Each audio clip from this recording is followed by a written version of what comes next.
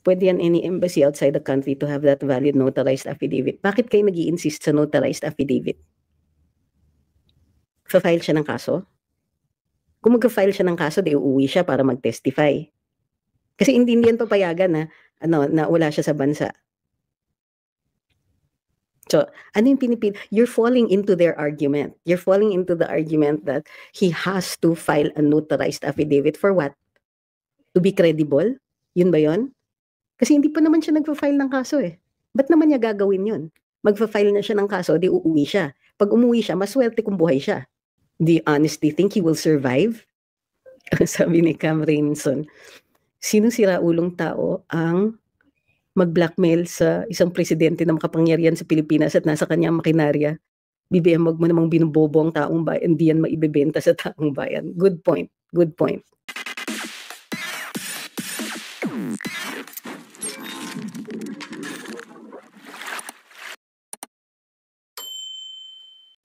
Sabi ni Calamansi, after all the revelations, the admin can only say that Zaldico must go back to the Philippines and file a notarized affidavit. This is another thing that we have to recognize. Tama kayo for bringing this up. Zaldico is saying that several very powerful people have been operating with impunity. Meaning, hindi sila naiimbestigahan, hindi sila they have not, nobody has bothered to look into their activities. And the reason for this is because so many law enforcement agencies are beholden to Congress or to the President. Walang independence ang NBI. They can't investigate the President. They can't investigate the Speaker of the House. Putulin ang budget nila. Fa-fire out sila. Not only that, they know that they control so many parts of the justice system. Doon pa lang sa DOJ at sa nakaupong ombudsman, do you honestly think that Zaldico, after all he has done against the Marcoses, if he comes back and actually files a complaint, he will get a fair shake? He'll be lucky if when he is jailed, he will stay alive.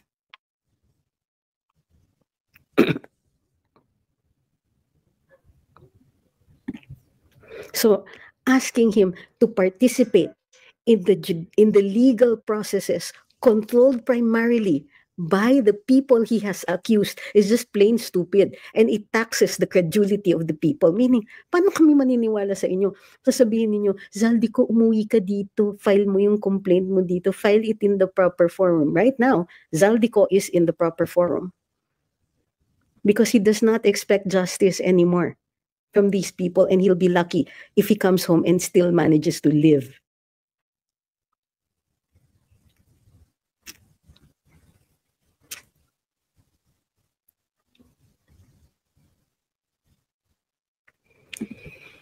How the First Lady gets kickbacks. I already explained this. She controls who can import. You don't get an import permit unless you're in. You're in because magbibigay ka ng lagay sa kanya in order to be authorized to do that. Pag pumasok, may SOP na babayaran sa customs. Yung SOP na yan would be turned over to her. That's how Zaldico explained it.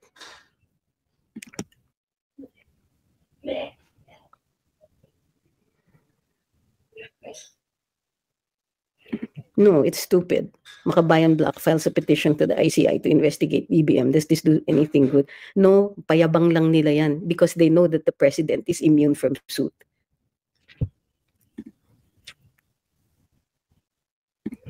Pwede yan any embassy outside the country to have that valid notarized affidavit. Bakit kayo nag-i-insist sa notarized affidavit? Fa-file siya ng kaso?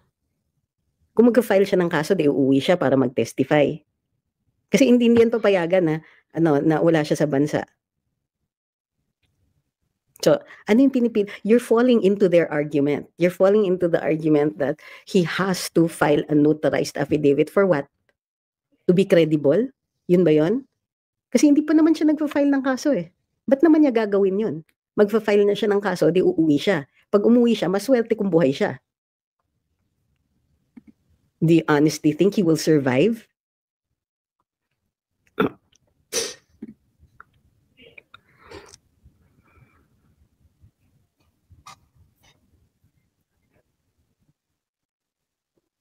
Sabi ni Cam Rainson, sinong siraulong tao ang mag-blackmail sa isang presidente na makapangyarihan sa Pilipinas at nasa kanyang makinarya? BBM, wag mo namang binubobo ang taong bayan, hindi yan maibebenta sa taong bayan. Good point. Good point.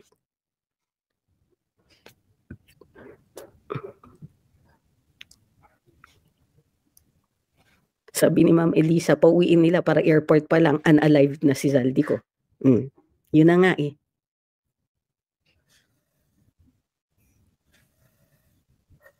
Sabi ni DM, ay, thank you kay DM. Salamat sa padala. Maraming salamat po sa inyo.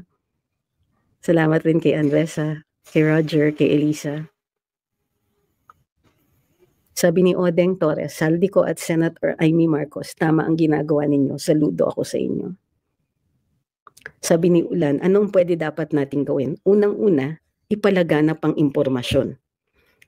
There will be enough people who will be going to the rallies when they know about this. Ikwento ninyo sa to enough people, baka naman umabot din sa mga MIU natin, so that they will understand and they will have to make a decision. What does it take for them to protect the people? Kasi yan ang obligasyon nila, to protect the people.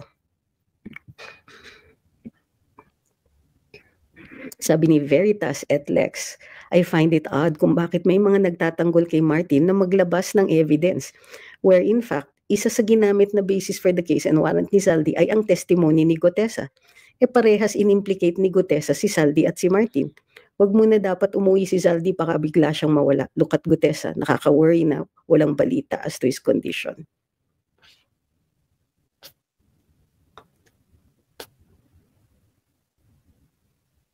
Sabi ni Earl, ayaw naman kasi sumali ng mga AFP and PNP. I think given enough information, you never know what will happen. Bakit sa tingin ninyo pinapatigil tayo? So for those people who think that salita lang ang mga ganitong diskusyon, here is my question to you. Why would they bother sending us trolls? Why would they bother to try to take down and report our pages? Because we, by saying these things, by reiterating what Zaldico is saying, by revealing the excesses and the corruption of this government, they are endangered. They know that. There will come a point when maybe the rallies will not be necessary anymore because government officials, other government officials and employees will not want to obey anymore.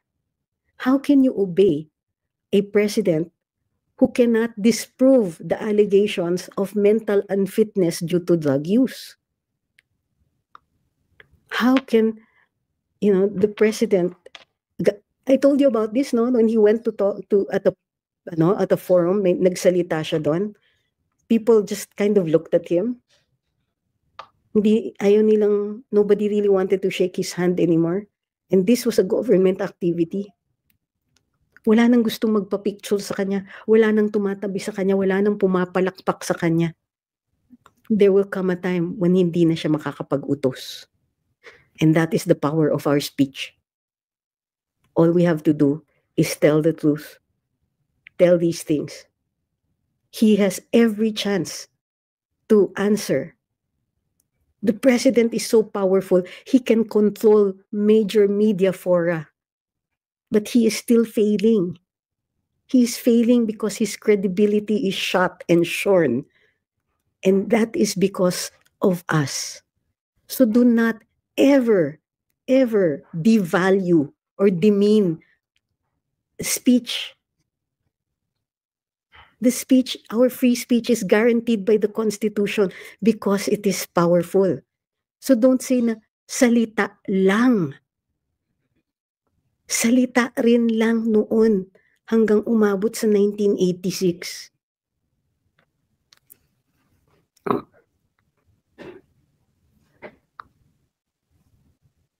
No, Ma'am Rosemary, mas kapani-paniwala siya. Sabi niya, wag kayo maniniwala kay Zaldico kasi ipit na yan. Mahirap po mag-imbento ng detalye, ma'am. Sa totoo lang. Hindi lang yun. Bakit hindi masagot ni na Sandro? Bakit wala silang maipresenta na counter argument, counter documents? Wala. In fact, proven yung kay Zaldico. Nilipat yung insertion na 100 billion dun sa 2026 budget to the NEP na 97 billion. So, sa totoo lang, mas kapani-paniwala si Zaldico because he has nothing left to lose.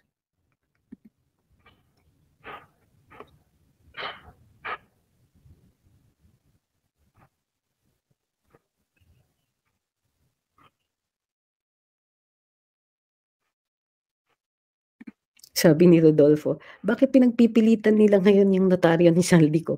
Kay Gutesa nga, ang dami nilang hanash. Huwag nila tayong lokohin na tanggapin nila yung kay Zaldico, mas marami siyang kinanta. So,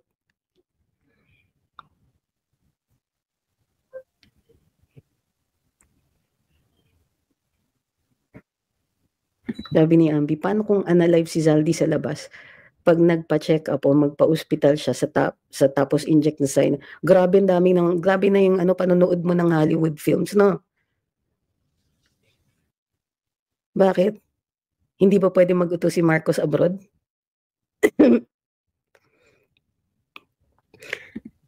Ito kasing si Ambi, sabi, ina-assume niya na gustong mamatay ni Zaldi.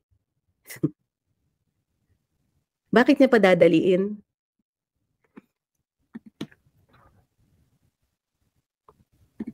Sabi ni Veritas, mas kapani-paniwala si Zaldi lalo na corroborated siya ng testimony ni Gutesa about sa delivery ng mga maleta.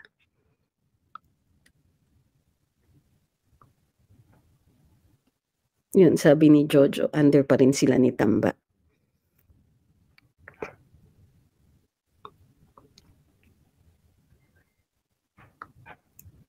Sabi ni Chester, sa bagong video ni Zaldi, si Disa Marcos naman pinunyag niya, reyna ng mga smuggler. Oo nga, pinag-usapan natin earlier on.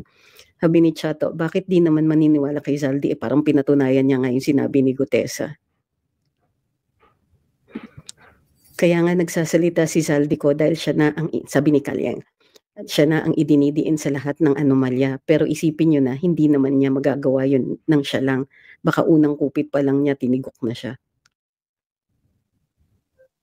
Sabi ni Ma'am Karen, Say, salamat, nag-live na kayo. Tagal kong inantay. Nag-hubaran na si B ni Zaldico. Sabay pa victim ng blackmail. Di ba niya alam na presidente siya? This clan wouldn't stop stealing people's money unless the Philippines is not a country anymore or they're unalive like the senior. Hanggang kailan magbubulag-bulagan ng MIU? Hula ko di pa pabababayan sa 2028. I hope I'm wrong. Well, now that you mentioned the MIUs, ang obligasyon nila is to protect the people. Itong impormasyon na ito puts that into question. Kasi ito na nga, Lisa Marcos, sinabi ni Zaldico, sa kanyang pag-iipit, pagkokontrol sa mga importers ng pagkain at sa kanyang pag-demand ng SOP has caused the prices of food to rise.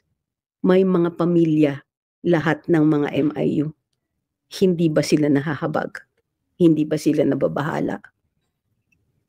At the very least, they should care about how people are going hungry because of the greed of this family.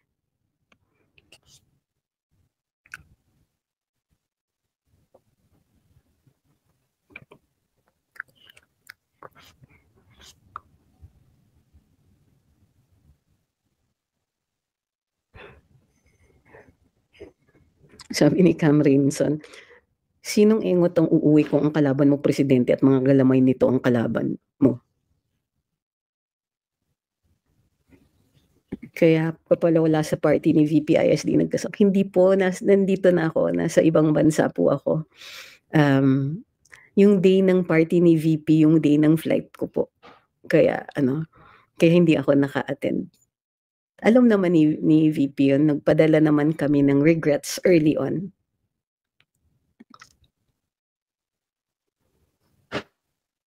Sabi ni Bri, Si Zaldi ko yung tinatawag na nasa kusina tapos detalyado pa ang nilalabas na resibo kaya naniniwala ako na nilalabas niya except sa hindi siya nakinabang.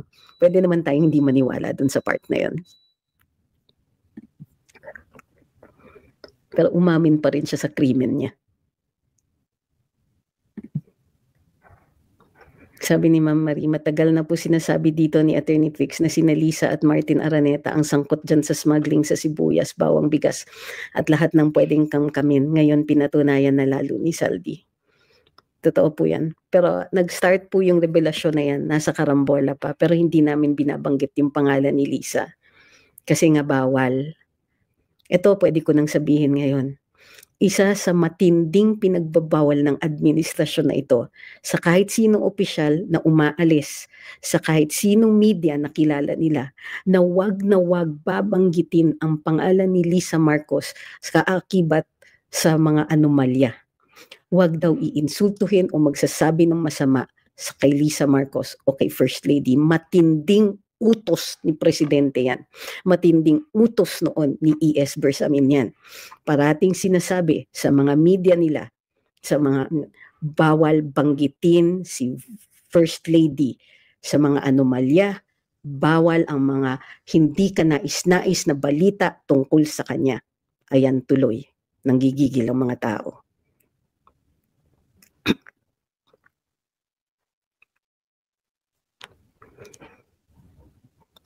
Sabi ni Chester, nung nagpa-press con si B at sinabi niya na hindi daw niya sister nagsalita sa TV, halatang halata na bumabatak muna bago nagpa-press con. Sabihin ba naman they're worried about her condition? Talaga, di ba deflection? Imbis na sabihin na there's no truth to what she's saying. Insultuhin na lang niya. Hindi niya sinabi actually na na hindi siya bumabatak. Ang sinabi niya, we're worried about her. Parang yung sagot niya kay PRD. Dalawa, I won't dignify that. Number one. Number two, I think it's the fentanyl. Nung si Morales naman, anong sinabi niya? He's a professional liar. Ngayon yung kapatid niya, we're worried about her condition. Ang tanong, bumabatak ka ba? I think she's sick. Ay sus.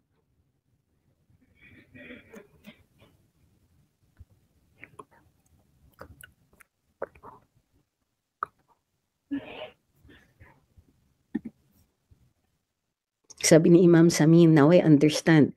Kaya si BBM, nag-agriculture secretary, manipulated niyang tariff at importation ng bigas at sibuyas at asukal. Huwag niyong kakalimutan, yung moro-moro nila noon nung nasa palasyo pa kami, yung moro-moro nila na na hindi siya nag-authorize ng importation na yon, yung pala hindi nakatanggap. Or at least that's my theory.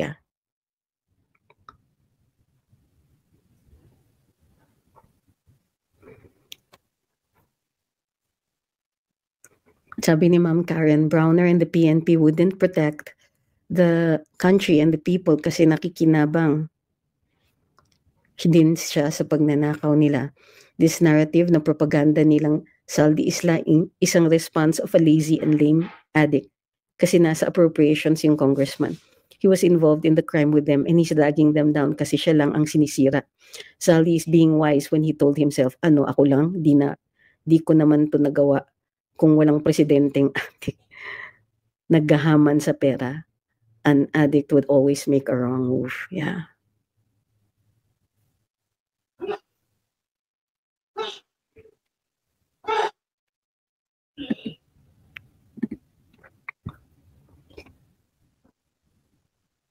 Sabi ni Kirk, di ba ang tagal niya nakahanap ng DA secretary? Eto pala yun.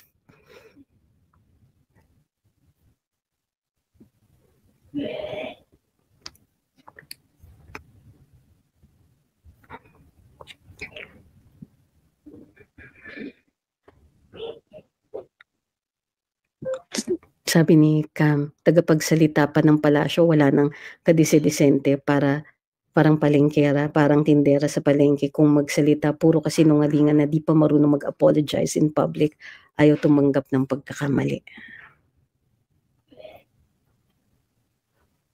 Sabi ni Ma'am Rosemary, alam nyo, gusto nilang ninyo magkagulo ang mga tao, promise. So what are you promising? Parang mali yata, promise? Promise what? Are you promising something? Parang gusto ninyong magkagulo ang mga tao. Hindi pa ba magulo? Pero parang ang gusto mo magutom ang mga tao, tuloy-tuloy ang gutom nila because nagpapayaman yung mga tao sa Malacanang. Yun bang gusto mo? Sana umabot sa pamilya mo yung gutom na yan.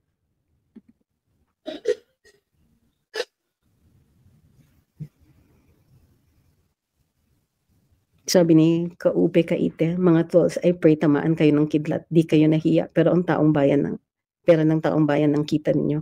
Lalong-lalo na yung mga trolls who came up with this genius idea na insultuhin ang mga taong nagugutom. Nakakahiya, gutom ka, ganun yung mga salita. Sinong gutom? Sinong gutom? Tanga lang ang gutom. That was just the most stupid troll action ever. And this, we're not talking about just one or two posts or comments. There was a lot of that.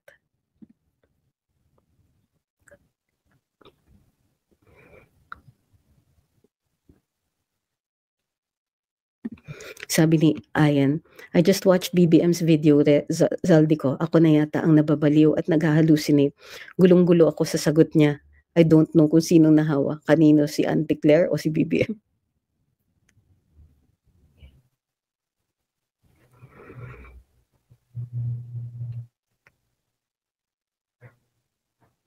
Sabi ni BEJD, it is unacceptable na patuloy pa sa pwesto ang mga Marcos, especially yung mga alegasyon sa kanila. It does not matter anymore kung totoo o hindi. They need to step down and be investigated. Also a good point. Sabi ni Hansky, sobra-sobra laki na, no? Sabi ni JM, kasi ginagalit nila para maraming comments kasi 100 per comment. Actually, can we clear this up? Marami akong kilalang operators dyan, ha? Pati doon sa kabilang parlor. Hindi po totoo yung 100 pesos per comment. Pero sinasabi nila yan para hindi natin sagutin yung mga paratang nila. Uulitin ko, it is not true. Walang bonus. Okay? Ganito yon. May mga operators. Itong mga operators na to, hinahire yan directly. Dati, ang pagkakaalam ko, sa speaker. Doon sa speaker, meron siyang taga-ano doon, in charge doon. Yun yung kinakausap ng mga operators. Bibigyan ng specified amounts ang mga operators. Bibigay yung mga messaging. Pupunta ngayon, yung mga operators, may hinahandle sila na ilang mga vloggers. Yung mga vloggers na yon, magpo-post o magko-comment. Hindi po walang bonus ang mga sagot. The reason sinasabi nila yan na may bonus kunwari sa mga sagot is because they don't want you to answer the trolls. Kasi kung sinasagot natin yung mga trolls, nakikita kung ganong katanga yung mga sinasabi nila. Baka also, pag hindi china-challenge yung mga sinasabi ng mga trolls, some people might come along to believe it. So wag nyo nang iisipin yan. Wag nyo nang sasabing wag sagutin. Eh kung gusto niyo i-block na lang. Pero you will still have to answer what they said because some people might be misled.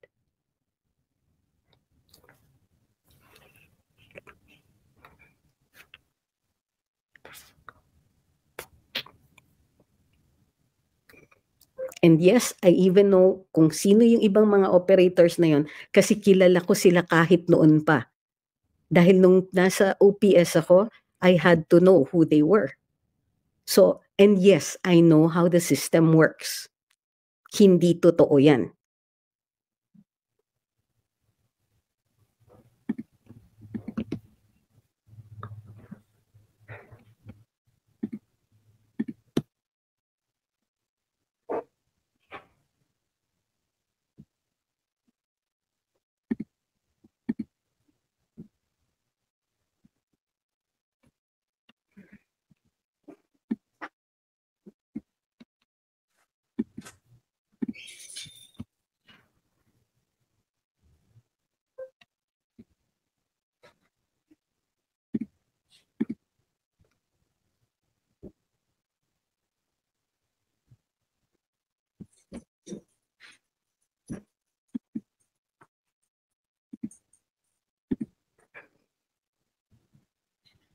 Okay.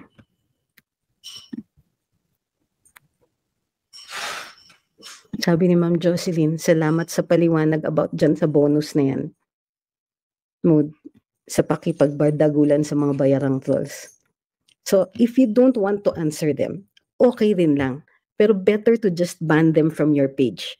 Pero sagutin nyo yung mga sinasabi in a separate post para hindi na mislead ang mga tao.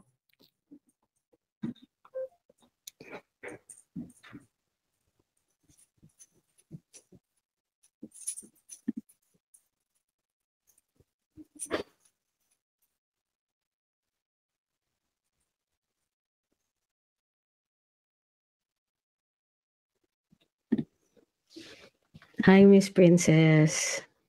Thank you po.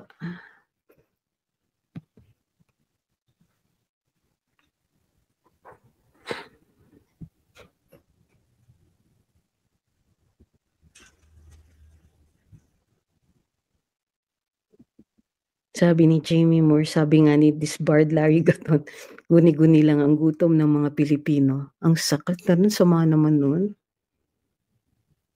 Hindi maganda yun ha. Huwag niyong pagtatawanan ng gutom ng mga tao.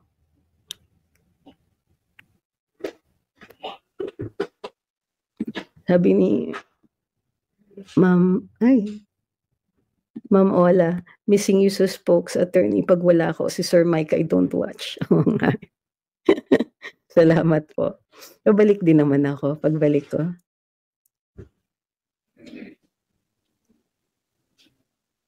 Sabi ni Josefina, nagsumbong ako sa Pangulo, sabi ko may corrupt kaming presidente, walang sagot.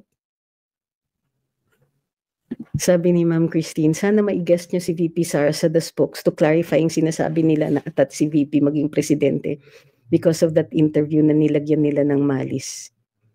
Ay, nako. Sabi ni Kenneth, are you still in good civility with Gadon? Hindi ako nang away sa kanya. But he has said things about me. So, Dedma.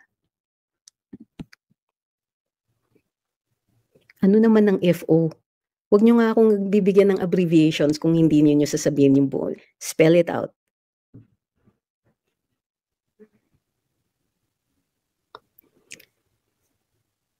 So, as for guesting the VP, it will be up to the VP.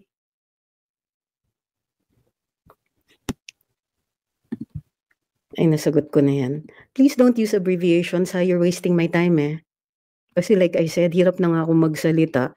Huwag niyo naman ako bibigyan ng ano yung may comment kayo tapos hindi maliwanag. Sayang lang, di ba, yung oras, di sasabihin ko ano yun. Nagtatagal pa, then we can answer more questions pa sana.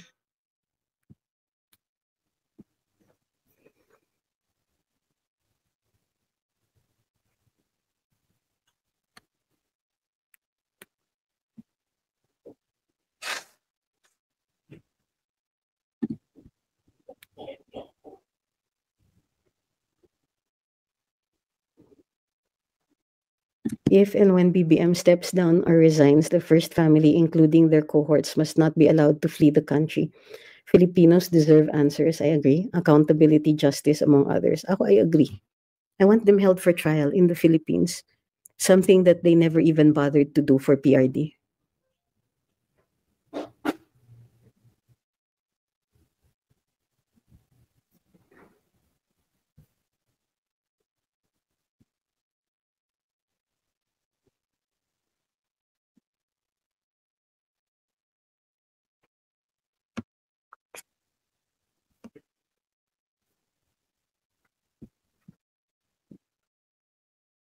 $97 billion actually. Sabi ni Strictly, kailangan mag-ingay lalo kasi hindi bababayan. Masyadong malakas yung tawag ng pagnanakaw eh. Tignan mo yung 2026 budget, meron naman 96B. Yes, and you know the thing about greed is that even when they get a lot already, they will still keep wanting more.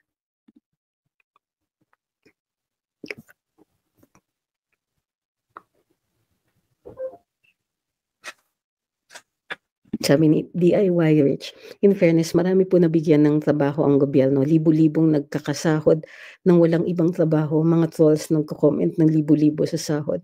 Well, according to the Chismax, 6,000 ang na-hire daw ha. Di naman natin alam kung accurate yung numbers na yun. Sabi ni Mark, bakit kaya may mga lumalabas na nahimatay daw si PRD? Because some people will do anything for likes and hits.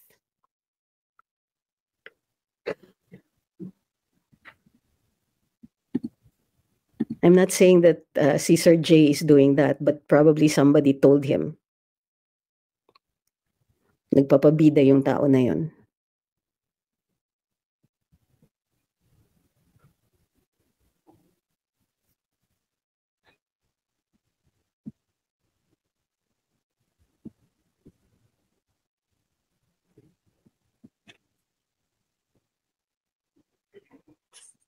Sabi ni Sena, sa DepEd tama ba na almost 1 trillion ang budget for 2026? Well, kung maaalala ko yung sinabi ni VP Inday, nung binigyan siya ng budget na hinihingi niya, remember, may lumapit na mga kongresista, hindi na niya pinangalanan, at sinabing, nasan yung share nila? Yung pala, may mga, sa budget, ang drama sa budget, bibigyan kanila ng malaking budget, pero may porsyento doon na hindi i-release sa'yo, i-release sa Kongreso or whoever. So, hindi ako nagdududa kung bakit may mga budgets na napakalaki.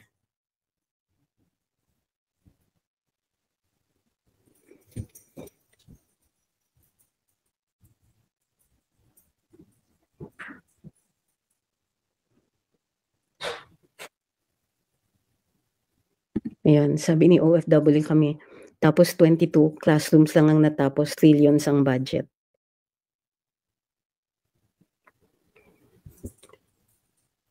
So, isa pa. 22 classrooms lang natapos, tapos trillions ang budget. Totoo yan. Pero can you imagine, sa dami ng ninakaw nila, kaya pala yung 1 million homes or 1 million housing units per year kung hindi sila nagnanakaw. Kaya pala.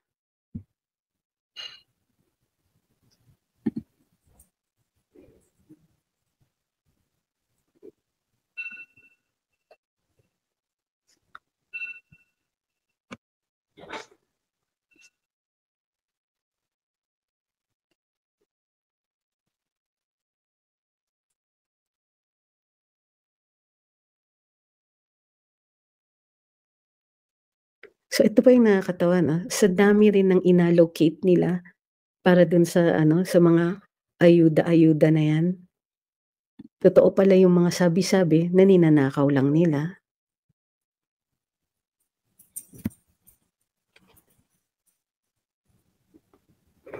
Pwede ba wag niyo akong i-all caps?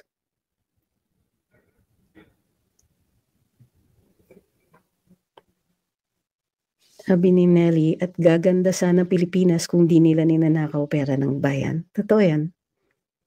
Ano yung sinasabi parati dati ni PRD? Sige, gawin natin, may pera naman. Sige, gawin na natin yung mga kalye. Sige, tignan na natin yung mga proyekto na hindi pa natatapos, tapusin natin, may pera naman.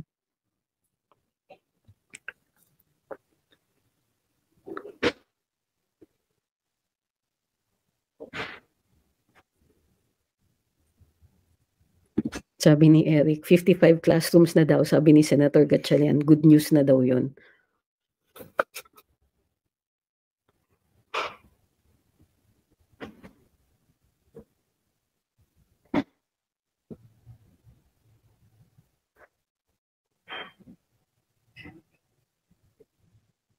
So, for me, this is the most insulting to Filipinos.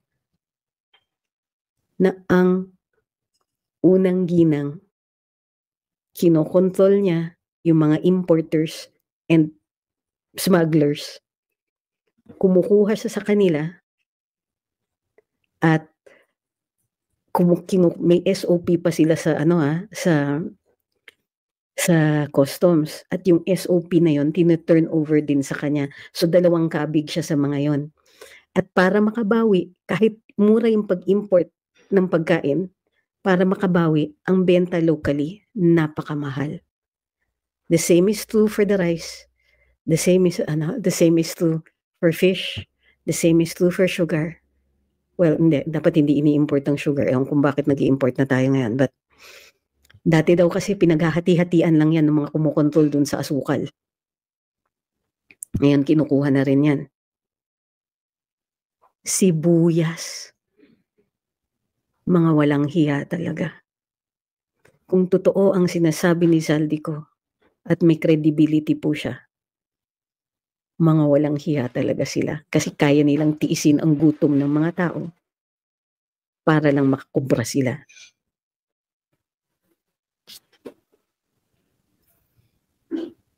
Sabi ni Ma'am Rose, hindi pala mahirap ang Pilipinas sa dami ng ninakaw nilang pera sa taong bayan, nakakahiya. Sabi ni Amalia, posible po ba tanggalan na lang Congress, Senator na lang? Ano daw? Patanggalin ng Congress, babaguhin niyo yung saligang batas. Sabi ni Simple, gahama ng First Family. Ma'am Nelly, hindi ko po pwedeng basahin yung comment nyo, pero Diyos ko, that hits close to home.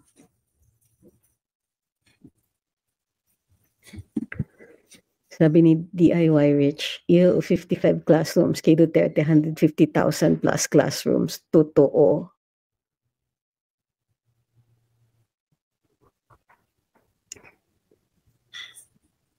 Sabi ni Peter Cos, Zaldico is stating his last will and testament. He chooses to serve his people at the final destination of his journey. Pwede, that's a good theory. Sabi ni Hernandez, ang binibigay ng DA isang sako ng fertilizer per hectare lang. Di naman sapat per cropping, and now we would know na ganyan pala ang ginagawa nila.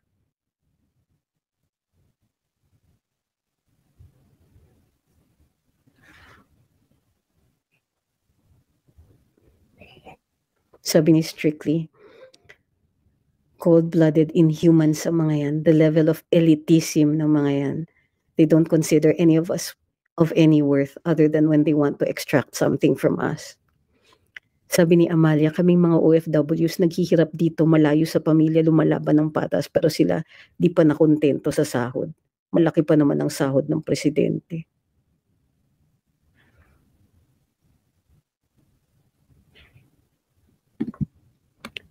Sabi ni Good Karma, nung na-interview ni Boy Abunda si Lisa, kung tatanggap siya ng posisyon sa gobyerno, ang sagot niya, they can't afford me. Tsaka madami siya tiyak aalisin. Well, nangyari na nga ngayon. Nang alis pa rin siya. Diba? Nang aalis pa rin siya. Tapos, tama, we can't afford her. Kasi even up to now, ang takaw eh. Kung totoo yung sinasabi ni Zaldi.